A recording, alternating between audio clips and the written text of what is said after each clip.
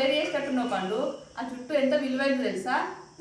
మొన్న మన పక్కింటి వాళ్ళ పెళ్ళి అయితే బిందె తీసుకొచ్చిన, వెంట్రుకలు అమ్మి తెలుసా? ఆ బిందె వాళ్ళ గిఫ్ట్ లాగా ఇచ్చిన. మన మన మా ఫ్రెండ్ వాళ్ళ అమ్మాయి పెళ్ళి అయితే కూడా స్టీల్ డబ్బా కూడా ఇచ్చిండ్రా. వెంట్రుకలు ఇచ్చి స్టీల్ డబ్బా కొనుక్కొచ్చి ఇచ్చినాను. మన చుట్టాల అబ్బాయి వాళ్ళ పెళ్ళి అయిపోతేనేమో డిష్ గిన్నెలు పెట్టినాను, అవన్నీ కొన్నాను.